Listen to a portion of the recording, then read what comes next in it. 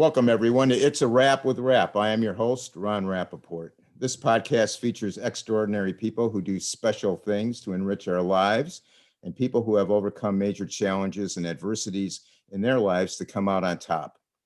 My guest today is Debbie Montgomery Johnson, a woman who was scammed out of over $1 million after meeting a man online through a Mormon dating site. Debbie is a sophisticated businesswoman who ran two businesses, was a branch bank manager, and has a military intelligence background. She maintained a 2-year relationship with her friend, Eric. The Better Business Bureau reports 1 out of 7 online dating profiles are fake. The FBI Internet Complaint Department states that romance fraud was among the top 3 costly losses for consumers. The majority are women over 50 years old. States in which the most money is lost are New York, California, Arizona, Texas, and Florida. The scamming process is called catfishing. Bottom feeders who create a false online profile to target potential victims they find on social media or dating apps. They feign romance to gain the victim's trust. In 2016, victims lost $220 million. The FDC reported 143 million was lost just last year to online scam romances. Only 3 to 5% of victims report the scam to federal authorities. The emotions after learning about being scammed range from mourning the loss of the person, depression, and anxiety from losing all your money, and for some, suicide. There are 12 to 20 suicides a day due to romance scams. Debbie will discuss with us how this happened and how she overcame this adversity and has turned this negative event around to lead a useful, happy life going forward. Welcome, Debbie, to the podcast. Thank you so much for having me, Ron. I'm really happy to be here. Oh, we're glad to have you. So let's get a timeline. What was your life like before your husband suddenly passed away in 2010? My life was great. I'd been married almost 26 years. I have 4 children, 4 grandchildren. And, I was rocking along. I was working at the time that Lou passed away. I was working at an elementary school as a treasurer, but I'd been a branch manager prior to that. I worked multiple times in different jobs, starting off as an Air Force officer, intel officer back in the Pentagon years ago. And to being a stay-at-home mom for a while. And then I went back to work when Lou was transferred over to Saudi. I guess he was going to Saudi Arabia, Bosnia. He was going to overseas. I went back to work so we could have insurance benefits, medical benefits for the Right. family. And so I've had a variety of careers prior to him passing. So after your husband passed away, how did you come upon the Mormon website to meet friends, and what was your motivation to do so? Okay, well, let me dispel something. It's not a Mormon dating site. It was called LDS Planet, which was a faith-based site, but it was not Ah, run by the church. okay. The church doesn't do that. I figured that I would go when I was looking around. Actually, I didn't want to start dating again. 6 months after Lou died, my friends were just all over me saying, "You need a life. You've got to do something." I was working. I had to run my husband's company. I had my own job.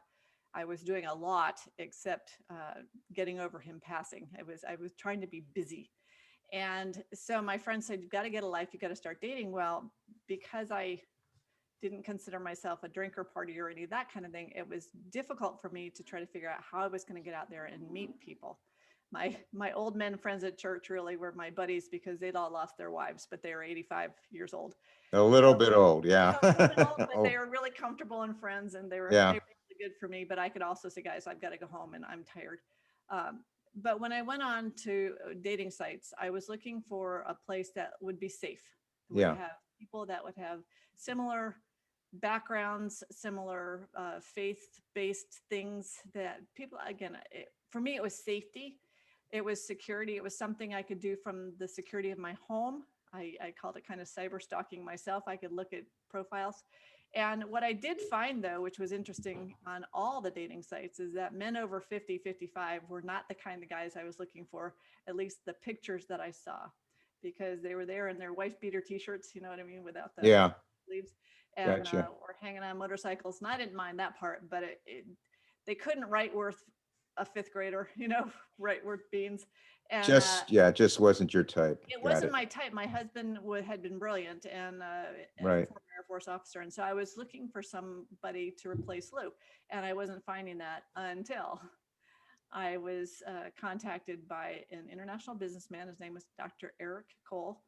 And he presented well, he wrote well, he had family pictures, he had lost his wife. Again, the international aspect of it, I'd lived overseas before, it was kind of fun and challenging. Yeah. And he was a really good looking fella. So I jumped in. I say I put my toe in the water a little bit at a time. But Yeah. when I realized that Eric had some substance behind him, at least that's what I thought, I just thought, well, let's see where this goes. And Sure. it was fun. It was like you were 16 again. And, I'd been married for such a long time. And then when Lou died, he died suddenly. And I don't think I ever really grieved that because I got thrown into being so busy. So when I met Eric, and it was through the dating site, but within probably a week or two, maybe two, we got through Thanksgiving, and that was fun because here I thought the fellow was from the UK. Yeah. And I was spending Thanksgiving here with my parents, and I was cooking, and the whole day we were online. I was telling him about Thanksgiving in America. And then he had a job in Houston. So he was in Houston at the time and was going to be going overseas to Malaysia. He was an international contractor for hardwood trees. I owned trees as investments, but he didn't know that. But it gave me a little bit of understanding of what he was doing. Sure. So when he left Houston to go over to Malaysia, he moved me off of the website, off the dating site, to Yahoo Chat. I didn't know anything about Yahoo Chat at the time, and this was back in 2010, 2011. Right. And it was like instant messaging. I mean, it Okay. was instant messaging from your computer, and it was incredible. He could, I'd hear that ding, ding, ding of Yahoo Chat in the middle of the night, and I would burst out of bed and come in, and we'd be online. Yeah. What I call chatting, we would actually be typing to each other for hours, and I actually have all of the documentation.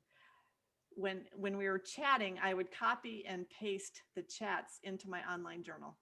And I have 4,000 pages of journal Wow.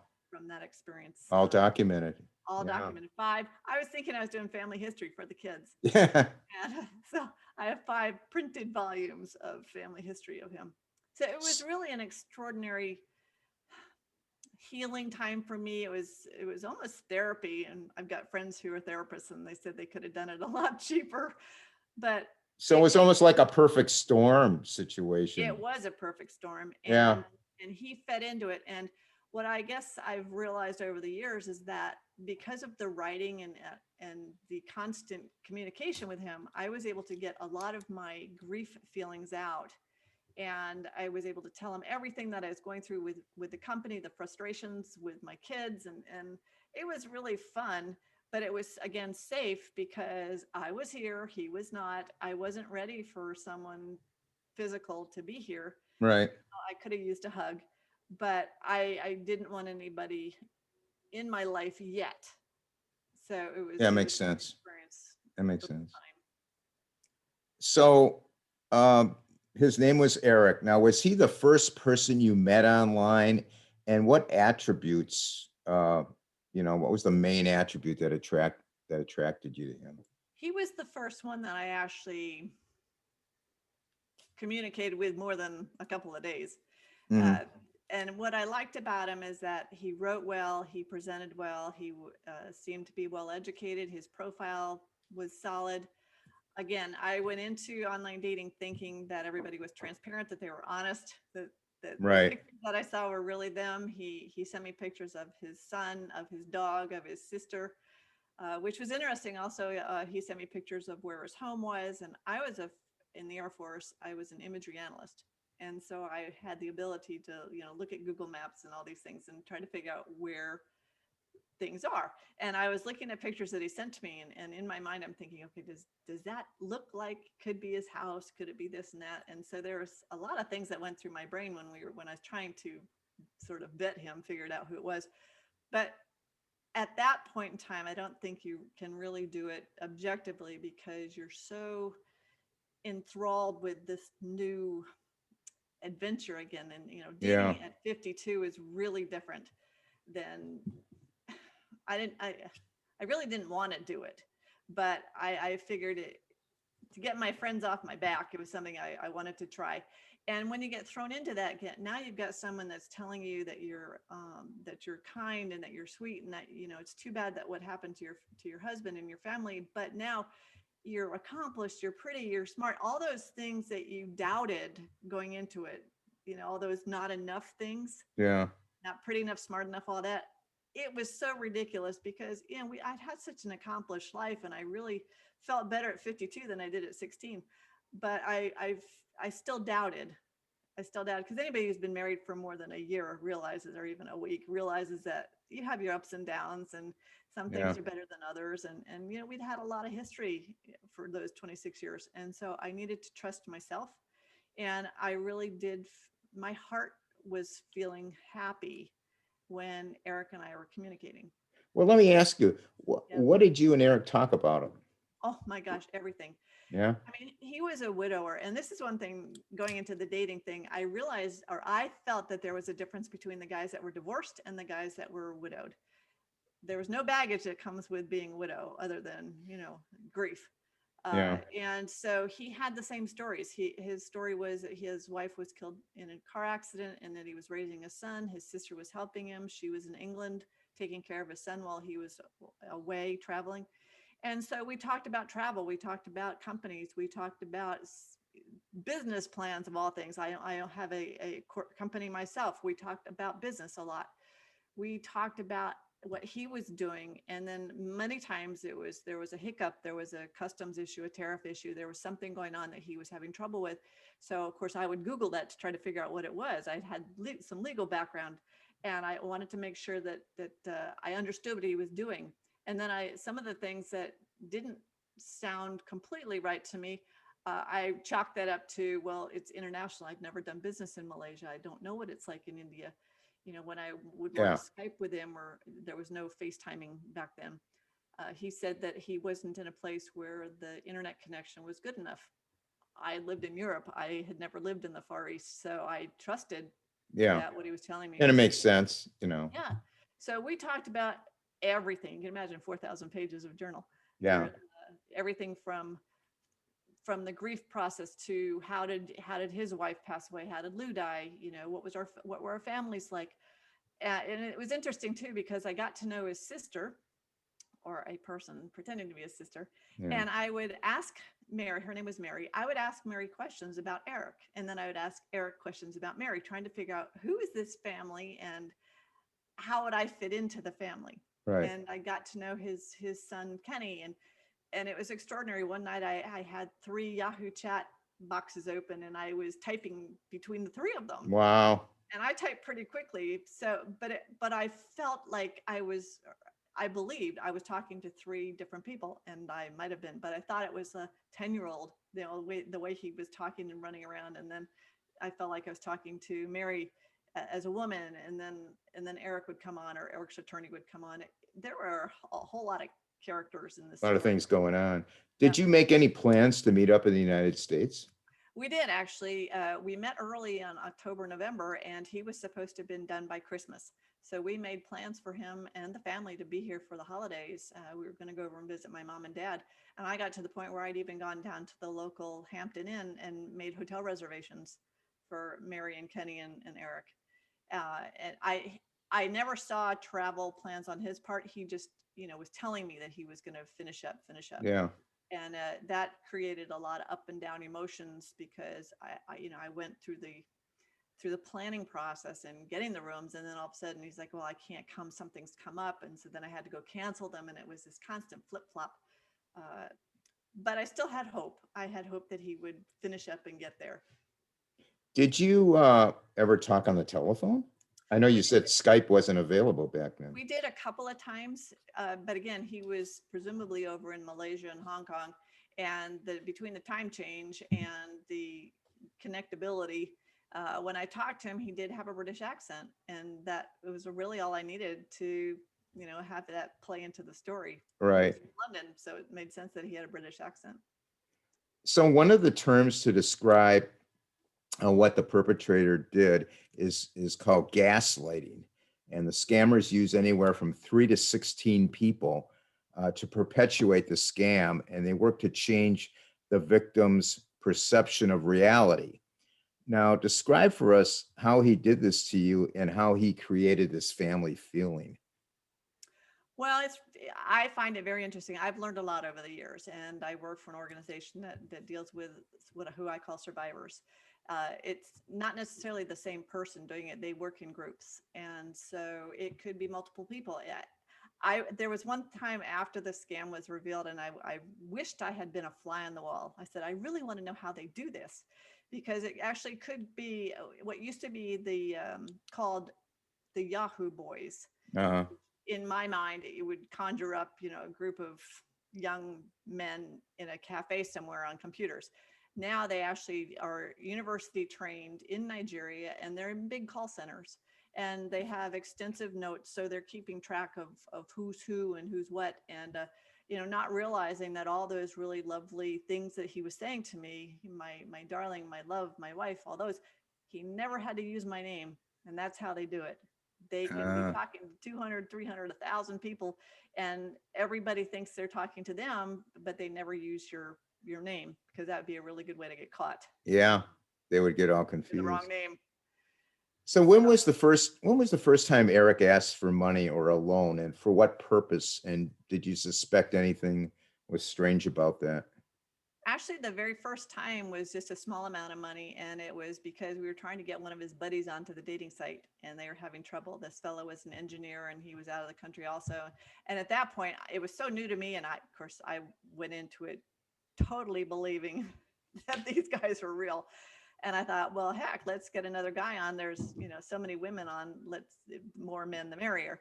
And so I think the first was actually a check that I wrote out to the dating site that the guys wanted to be on, and it was for under $100, and it was physically a check that got sent. And it's kind of like when scammers get you now, they'll take out $1 from your bank account to see if you notice it. It's to see if you'll play along, if you notice and whatever. And again, I thought I was bringing in a friend, and so I did Right. that. Now the next time was a substantial amount of money. It was actually the very first time that Eric and I had a little bit of a riff. I'm one of those damn Yankees that doesn't give money away freely except to family.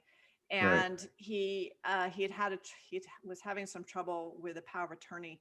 And so at that point, I'd gotten to know his attorney, who was from London, and they were setting up a power of attorney so that we could actually get money from Eric to me. We were going to set up bank accounts and stuff, or money was going to be put in an account overseas, and they needed to have my information. And so the power of attorney was, I think, $5,000, which Eric asked me to help out at $2,500 the first time. And I questioned that because, as a paralegal years ago, it didn't cost that much to do a power of attorney, but I wasn't doing international power of Right. attorneys. I'm thinking in my mind, okay, there's got to Sure. be a reason why this was going to cost so much. And when he asked me to send it via Western Union, that's the first time I really got kind of an odd feeling, because I was a former banker and I didn't really like Western Union. It was always kind of the scuzzy way to send money. It's not, it's an international way to send money. So I did it. But looking back, obviously, I wish I hadn't. But there are many things, and Western Union actually ended up being a legal settlement over this, because they don't really question thoroughly where the money's going to. And if they did, then typically the person, me, would say, well, it's going to my friend, it's going to my boyfriend, it's going to so and so. And at the time, I think the first one was over to Kuala Lumpur. And when it wasn't even going to Eric, it was going to a friend of his. I asked him, I said, why am I sending this money to him? And he said, because he lives here, he has an account, he's got the credentials, he can get it, and it's very easy for him to pick it up for me. Again, I trusted him. Why not? Yeah. I had no idea not to trust him at the time. And so that's how we did it. And So he always had a good always answer had a for you. plausible reason Yeah. for something. Did he promise to pay you back? Oh, absolutely. Absolutely. And that really came into play later on too, when he was asking me for large amounts of money, because I was going into my retirement accounts, and I'm like, Eric, I have to get this back within a certain period of time because I'm going to get penalties on it. Right. And not to worry, Deb, not to worry. And the one transfer that I regretted until this past year, actually, I got my mom and dad to help, and I brought them in for $100,000. And this was a year and a half in, where, I mean, Eric had been around for a year and a half, and we were just at the end of what we thought would be the end of the hangups with the job overseas. And my mom and dad ended up giving me $100,000, and he promised we would pay it back, with interest, with 10% interest or whatever it was at the time, that they would be okay. And I never would have gotten them involved, obviously, if I had thought there was something nefarious going on. So that was the one thing I regretted when it all fell apart, was that I had gotten them involved. Now, it did bring us very close together, and I was able to help buy them a home this year. So Oh, good. yeah, and they're doing well. But the experience with my folks brought us really close together. They're the only ones that I could really talk to about what had happened after the fact. So out of all bad came some real good stuff. Right. So explain to us, the process. You were sending more and more money to Eric. Uh, so maybe you could just tell us briefly how did you rationalize it? I rationalized it that at the time he was my family. He was going to be my family. We had gotten really close, and like I said earlier, I would do almost anything for my family. So when he started asking me for money, it was more of a, let's work together. He's got his business, I've got mine. He's going to come back home to me. We're going to be together. Everything will be fine. Let's just get him through the next thing. Not realizing that there wasn't going to be an end to the next things. I just kept saying, we'll get this one transfer. And at some point, obviously, I must have had a gut feeling that, I don't have any more to give. I was so into it at that point. Yeah. There's a break even part where if you walk away, you're like, oh my gosh, I've already given him this much money. I'm going to Yeah. definitely lose that. If I just go one more time, maybe Right. this will be it. And, Okay. and that's how I thought. And I guess I rationalized it because he was coming home, and I didn't have any doubt that he was going to come home to me. Well, what were some of the big amounts of money that were transmitted, and did the bank ever question this? And if so, what did you do? Well, the big amounts, I mean, obviously it went from 2,500 to 10,000 to 50,000. And I had a company, so I wasn't using company funds, but I could float money as things were coming in. And then I had, again, my personal retirement funds and things like that. When I went to the bank, see, I was a former banker, so I knew my way around banking. Most people would probably not be as savvy as I was. And when I was getting close to my manager friends who would be doing the transactions, if anybody questioned it, I did actually skip to a different bank. But they weren't really, and this is the one thing looking back on it, they weren't as consumer protection oriented Yeah. as I would like. And I understand that too. There's privacy that you want to have as a bank client, but there's also protection. If anybody had really looked at my history of banking, they would see I had never made a wire transfer in my life. And then all of a sudden there were the $50,000 wires going to Hong Kong, going to Kuala Lumpur, and so that's the one thing and that I wish would be taken a little more seriously now by the Yeah. banking situation. And there's no trusted contact. Today, there are trusted contacts in financial services where if I open up an account at Fidelity or someplace else, they have to have a trusted contact. And that trusted contact could be a child, or it could be, a parent or spouse or whoever. And if the company seems to think there might be a little bit of something sketchy or fraud going on, they legally can contact that person and say, I think there's a problem here. Might really tick off the client, but they may protect them in the end. That Yeah. was not in place back then. And when I went to the bankers after the fact, they're like, well, sorry, you did it. It's not our problem. Accounts are closed. So, Debbie, there's a term called confirmation bias, a tendency to look for reasons to believe the people we love. I would say that probably would apply in this situation. Absolutely, absolutely. Because he had become my family. He had become my lifeline. And that's what they try to do. They isolate you two from your families. Now that at this point in time, my youngest was 15, 16, and he was the only one home. My other three kids were either in college or they're military pilots. They were in training. They were not around. I was working an internet business from my home because after about a year, I stopped working at the school because I needed to run my company. I was home alone, and it was very easy for Eric to isolate me from other people to the point of, don't listen to your friends who are telling you that this isn't going to work out. They're just naysayers and they're jealous, just jealous. That's what happens. They will get you to isolate from your family and friends, and then they become your life. So, again, I had no reason not to trust him at the time. You know, looking Did you back on tell? it now, that's silly, but that's Yeah. that's the way I felt then. Did you tell anybody you were borrowing money to Eric? And That if I was so, sending what? money. Oh no, So you no, didn't tell because anybody? no. I mean, my mom and dad at the end they found Yeah. out, but no, no, no. When it started, sure, I had my best friend saying, nah, don't you dare. And then my boys, like, mom, don't do, don't. That's all I heard was don't. And at that point, I finally said, hey guys, I'm 52. I'm the adult here. Leave me alone. Yeah. And I stopped telling them. I never really, the only one who really knew was my accountant. and he kept thinking he bought into the story too. He's like, well, when he gets here, sure, we're going to get all this Yeah. money and do things for him. And yeah, I mean, I'm sure that he probably thought maybe at the beginning something was funky, but after 2 years, who would figure it would go on for that long? Who would Yeah. figure? Well, how did you get all this money to send to Eric? It How was did you? over time.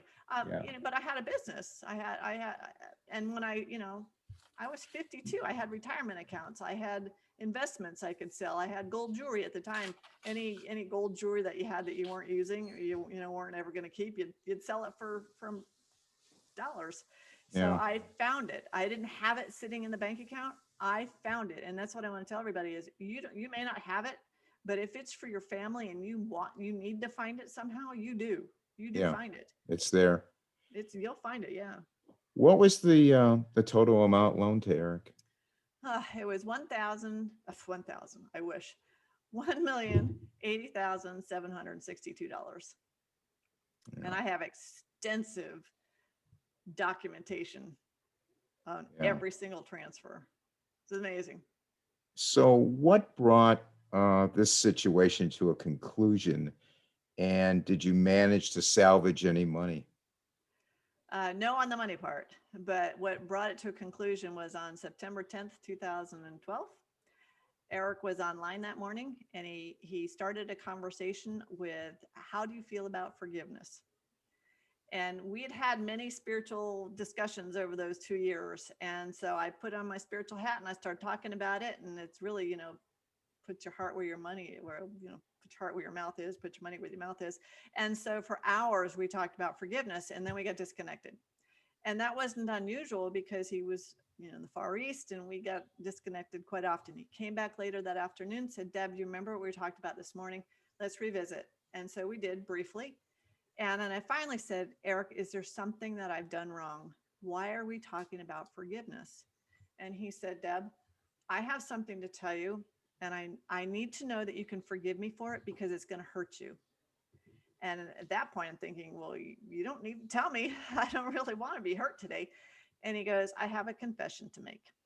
And I had heard those words once before in my marriage, and they weren't happy words. And at Right. that point, I just felt this gut punch, and I'm thinking, oh, okay, what's going on? And he goes, I have to tell you that this has all been a scam. And I'm thinking to myself, you're lying. Something's wrong. You must be sick. How could this possibly be a scam? I've, been part of your family for 2 years. And I said, now you have to prove it to me. You have to prove to me that you're not lying. And at that point, he said, okay, on Yahoo Chat, there's a small camera that I'm going to walk you through because I'd been asking about, coming online live. He goes, I'm going to walk you through how to open up the camera on Yahoo Chat.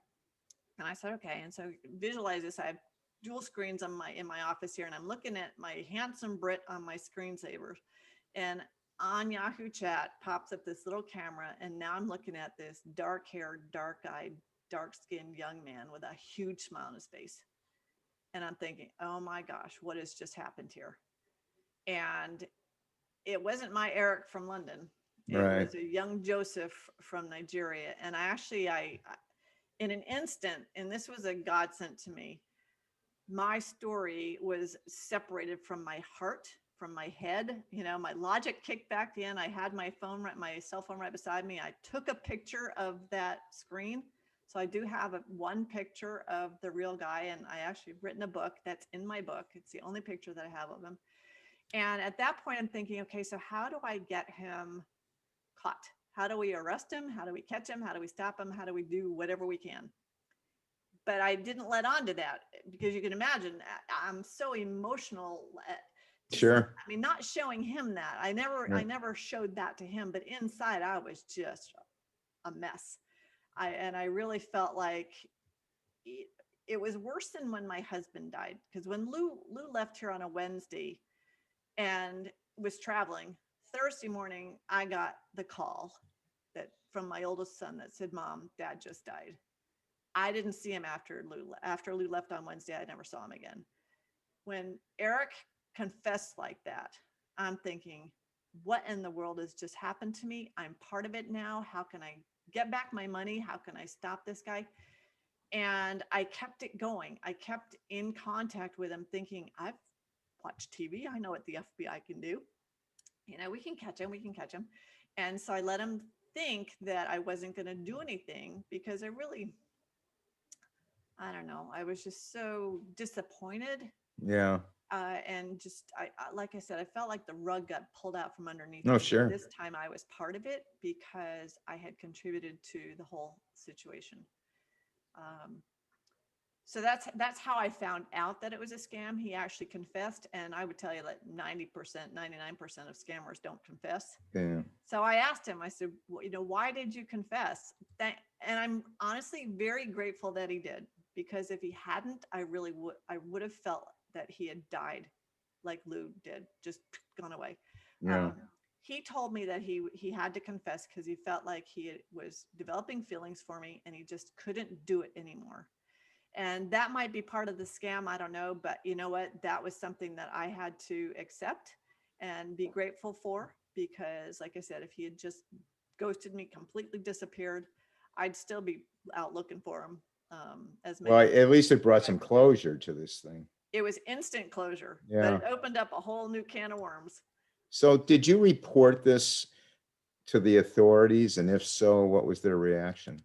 Very next day, I called my mom and dad. That after this happened in the morning, I called mom and dad as soon as I hung up, clicked off the computer with him, and they came right over. And so together we took my 4,000 pages of journal and my 3-ring binder to the FBI here in town, and they listened. They were actually very kind about it, but they said, "Deb, first off, more men get taken for over $1 million in Palm Beach County than women, but Wow. men will never tell. They'll never tell. And second, unless you can get him here to the United States, there's nothing we can do." And when I heard that, I'm thinking, well, shoot, there's no way I'm going to get this guy over here. I did have friends who were former Air Force pilots, and they were ready to fly to Nigeria and get him, along with my brothers and my dad. But at that point, that's when I became the woman behind the smile. I just put up a smile and figured, there's nothing I can do. I'm not going to tell anybody what happened. And I'm not going to get the money back. I had basically resigned myself to the fact that that was one huge mistake, and I just hoped that I could financially recover. Yeah. So So what prompted you to take the plunge and go public about this and write the book, The Woman Behind the Smile? And how long was it after you knew the truth? it was probably a year after. I buckled down on my company and learning how to speak about my company. The company actually was Lou's company that he started. He was diabetic and had neuropathy, and it was a vitamin supplement for his neuropathy. I didn't have that, so I had to figure out how to make the company mine, because it was the way that the bills were going to get paid. And I went to a speaker training, with the Women's Prosperity Network. It's a women's group I'm involved with down in South Florida.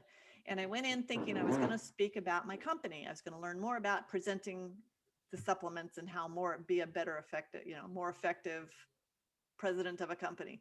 Yeah. And at lunch, the very first day, I was sitting down with a couple of friends, and somebody mentioned online dating, and they tell me that I rolled my eyes at her, and she's like, "What's that about?" So I told her the story very quietly. There was just three of us at the table, and she looked at me and she said, "You've got to tell your story."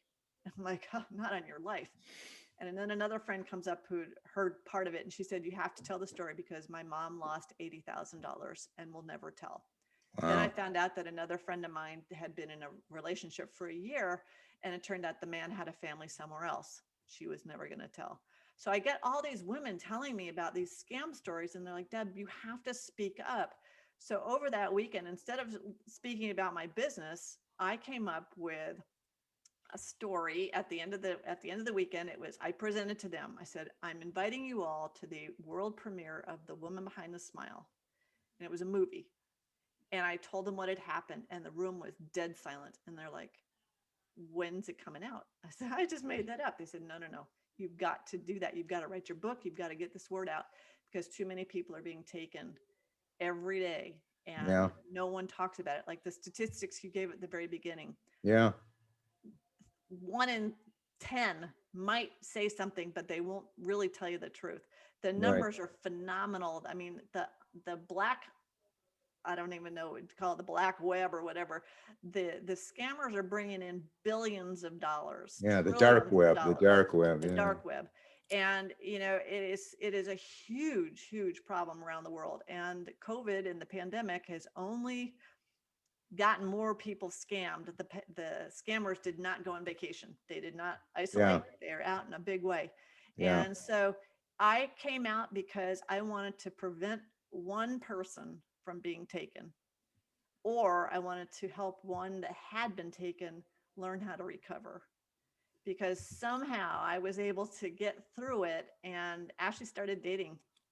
And I met the man. I've remarried, and that's the happy part of this whole story is I have remarried. And my husband is so supportive of what I'm doing because he realizes the more I talk about it, the stronger I get. Yeah. And it gives other people the courage to come out and talk about what's going on, because you'll never recover if you can't accept what happened and move forward from it. And I wanted to dispel the myth that people are uneducated, that they're just, lonely old bumpkins sitting somewhere that are getting taken. It is very well educated, well financed individuals, men and women around the world that are being taken every single day. You just happen to be at the perfect storm of either being widowed, divorced, something's happened that's made you vulnerable, but it more likely you have a really big heart and you just want to help someone out. So And what advice would you give to people that were scammed uh, to overcome their despair? find someone else that has been through it. We have a support group at SCARS, which is the Society of Citizens Against Relationship Scams. You need to be able to feel safe talking to somebody about it. You need to not be I mean, we're very vulnerable after it happens, and you're vulnerable to what everybody says and thinks. And at some point, and this was the hardest for me at the very beginning, was when I spoke up about it, I would be looking out at the audience. And I remember one woman gave me what I called the stink eye. It was basically like, "That was really stupid of you, Deb. I would never do that." And I'm thinking, I hope that it would never happen to you, but it could, because 60% of us are going to be scammed. I mean, we're all going to get scammed by somebody in our lifetime, Yeah. and 60% of us get scammed by someone in our own family. Scammers like to ingratiate themselves and make them feel like they are your family. So that's how it is really easily that we're easily taken. But I need people to know that it can happen to anybody, and it's not a relationship scam. Is not just an online dating scam.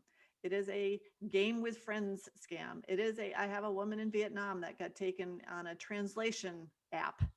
They're on every social media, every gaming site, everything we do online. We become friends with so many people that we don't know who they are. And so I just want to tell people, be really careful, vet who you're talking to. I mean, it used to be that I would say, if you haven't met them in 2 weeks, if you haven't seen the whites of their eyes in 2 weeks, they're a scammer. But now I've got people that I've known that, were engaged to people in person, and they were conned out of Yeah. a Yeah, lot of that can money. happen. Sure.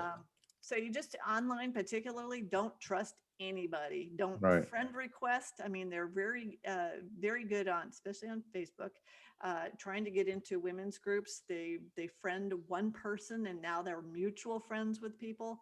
Be really careful. We don't need 5,000 friends. We're not going Right. to talk to them anyway. Yeah. On LinkedIn, not as much, although there are business scams out there, and you just got to be careful. But the best thing, the one thing that we can do is clamp down our own privacy. Make sure your pictures are only available to your friends, not to the public. I got blasted at the beginning with my grandchildren. We all like to brag about our grandchildren. My kids said, "Mom, we don't want the kids' pictures out on Facebook. Don't put pictures of the kids anywhere." So I stopped. I'm like, okay, if you guys want to share the pictures, please do. The reason for that is, in my story, there was a picture of a young boy. He became the son of Eric. It was Kenny. Kenny was going to be part of my family. So Yeah. Eric had sent me pictures of Kenny. He'd sent me pictures of Mary, his sister. He had built this whole story around these pictures that were stolen. And so here's the other side of the scam story. Beside the victim, survivors, as I call them, the other victim in this whole thing is the guy or the girl whose pictures have been stolen. That's identity theft on their part. And we Sure. don't think about that, because if I, as a victim now, start looking for that fella whose pictures were used, and then I start to go after him, now I'm a stalker. So we're just Yeah. perpetuating the whole victim. Yeah. It's a vicious cycle. It's a vicious cycle, and the scammers are across the pond just laughing at all of us, thinking, okay, we got a Yeah. lot of good money We out of can't that do one. it. We can't do anything to them. Yeah, So, well, we can't. But the other thing is, the victims get scared that, the scammer knows where I live. I'm like, he's in Nigeria. He's not yeah. coming over here. Are you kidding? So if that's the reason that you're not speaking up, it's not a good reason, because if they do come here to the States, we can catch them. And I've got a couple of guys I work with out in Dallas, and their scammers happen to get wrapped up in a BEC, which is business email compromise scam, that happened in Dallas, and they're sitting in jail in Texas. Good. Now, that's rare, but the guys in Nigeria are getting they are getting wrapped up by the judicial system, little by little. But unfortunately, now they're moving to Ghana, they're moving to India, they're all over the world. This is an international crisis. Yeah. And the reason I feel it's not being addressed significantly by law enforcement and by governments is because they don't know how big it really is, because victims aren't speaking up. Right. And I don't want to be part of that problem. I want to be part of the solution. And That's you why are. You are. I'm You're so absolutely. grateful for podcasts and for folks like you, because we've got to get past the victim blaming and saying, Yeah. that was really stupid of you, because we're all going to be in a situation at some point where we're going to be embarrassed by what we did. Just like to say, suck it up, buttercup. I get kind of hard on that. And I just say, okay, we've got to just accept what we did, acknowledge it, learn from it, because many victims are taken 2, 3, 4 times, because they go into denial saying it didn't really happen, or I trust so-and-so. The scammer goes away, but then comes back as somebody else, starts the whole process again, and then they get sucked right in Yeah. again. So we really got to, here's the other thing. When I speak to people, I don't want them to think that I'm saying you might be taken, because they're going, not me. What about your mother? What about your sister, your best friend? If you can stand up and speak up to protect them, then do it. Yeah. Okay. And God bless you if it doesn't happen to you. It might. And then if it does happen to you, wouldn't you want somebody there sitting beside you that could hold your hand and say, it's okay. You can get through this one step at a time. Yeah. Because you brought it up before that so many times the victims are, they are shunned by their families. They're shunned by their friends. They've lost all their money. They've lost their home. Now they're on the verge, if not, of deep depression. And it does move into suicide. Yeah. And that's the a problem. suicide rate was astounding. It's a problem. Yeah. And it's not just 50 and above. The other age group that we're dealing with are 13 to 18-year-old young women. Wow. and they're looking for love in the wrong places, and they have access to mom and dad's credit cards. Yeah. Wow. Yeah, Tell us, it's what you are doing now to advocate for people to know about online dating, romance scamming, and tell us about your internet radio show, Defining Moments. well, Defining Moments was actually that was a Voice America show that I won out of a speak off in California, the California Women's Conference a few years ago. That was an extraordinary experience. My show right now is called Stand Up and Speak Up. It's a Thursday live teleseries where I'm talking to a fella that was the bridegroom of a Russian bride this week. But I've talked to one of my favorite guests was Brett Johnson, not related at all. Brett was known as the internet godfather. He was the founder of the dark web. And I wanted to talk to him because he was on the other side of scamming. He was an original scammer. And I wanted to find out how they did it. So the show is about people that have had extraordinary things happen in their lives. And, they've either hit rock bottom and they've come back up, or there's some hope in their story. And that's what's been fun for me to really learn about other people around the world. So that's on Thursdays, and you can get to that show through my website, which is thewomanbehindthesmile.com. I have replays of the show. You can sign up for the show. I think, Ron, you've actually signed up for a I did. membership. It sounds great. It's a fun show. The other thing, I am on the board of directors of SCARS, which again is a Society of Citizens Against Relationship Scams. We have probably the largest resource library in the world for information about scammers, scam victims. There are pictures of scammers, but I don't feel that looking at scammer pictures is a very good use of my time. It's like looking at mugshots, and Yeah. psychologically that's not good for you. But SCARS is an international society. We have support groups for people that want to get involved, just to help them get across the recovery bridge. And we work with law enforcement, Department of Justice, Homeland Security. We're trying to go on a national level to go after the money, because we're not going to stop the scammers individually, but we can stop the money going into Nigeria and Ghana and that kind of stuff. So. And now, is that scars? Is that like scars.org? How No, to, it's actually romancescamsnow.com is the website for all of the information. It's also againstscams.org, anyscams.com. There's a whole variety of things, but if you go to Romance Scams Now, it's the first place that victims should go. The first thing we want them to do is to report it, and we have a great 3 steps for new victims on how to proceed, because typically that's the hardest thing is, you've been scammed and you go, now what do I do? yeah. And there's Yeah. that void, because you can imagine, you've been talking to a scammer for 6 months, a year, or 2 Sure. years. They've become your life, and all of Yeah. a sudden that void is gone. And if you don't fill it with really good stuff, you become very bitter. And that's what we try to prevent them from just going down that rabbit hole after the scam. What are you most excited about going forward in your advocacy? What gets me ginned up is when I get a thank you note from someone saying, I read your book. Thank you so much for speaking up. I wish I had read it before I got into dating. So what I wish is that more people would listen to what we're saying. More people would beware and be aware. That's what I really like to say. If someone asks you for money, absolutely no, you don't send it. It'd be like giving money to somebody on the side of the street you didn't know. If somebody, it's not even money now, it's gift cards. It is little, I had someone contact me today. It was actually a friend of mine who is with the NFL. He's coaching a young boy, and he goes, I think this kid's mom got scammed. And she got on the phone and she was telling me she had befriended someone in a gaming site. It was a word game, Scrabble game or something. And she goes, Deb, we were just playing games. I'm like, just be careful. Unless you see that person in person, Yeah. treat them all like they're not real, because they're probably not real. Debbie, tell us about your new married life. I love being married. Here's the trick, girls and guys, because after a scam, it's so easy to just close off your heart and just say, to heck with everybody. And I have a friend who was on a potential scam victim, and I was able to point out to her that the guy's picture was a scam. And she said, I will never get married again. And I'm thinking, if you say that, it will come true. Famous last words? Absolutely. And my famous last words were, just go for it.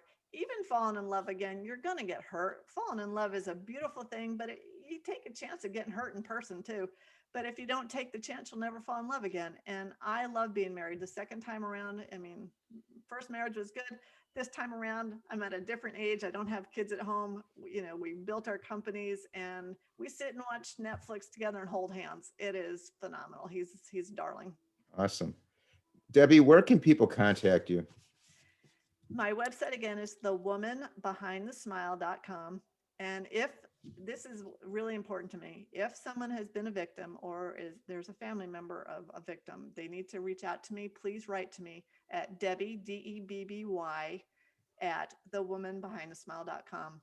I do respond to everybody that writes to me. I'm very careful. I need to make sure who you are. The other day I got an email from a fella in India, and my IT team is in India, but this guy was, talking about being scammed in India. And so I sent it to my guys and I said, please check this out, because I obviously can't afford to spend time with scammers. But victims and family members, I will most definitely, contact you myself, and then we'll get you into the SCAR support system. Debbie, I will post your contact links on the podcast page. Thank you. Everything that happens to us helps us grow. While it may be hard to see it right away, the most important thing to do is to change your perception about your circumstances. Debbie is dedicated to encouraging people victimized to remove the mask of embarrassment and shame and put an end to victimization. She encourages people to stand up and become the victor, not the victim. Thank you, Debbie, for sharing your story. I'm so glad that you chose to overcome your adversities and move on with your life. Others in the same situation are not as fortunate. We all applaud your advocacy work and helping others in this situation. God bless you and continue good fortune. We want to hear from our audience, our listeners. If you have any comments and suggestions to better the podcast, you can go to our website. It's arapwithrap.com, which also has a guest blog page. Facebook, it's a Rap with Rap, and email, it's arapwithrap@gmail.com. Thanks everyone for listening. Stay safe. And for now, it's a wrap.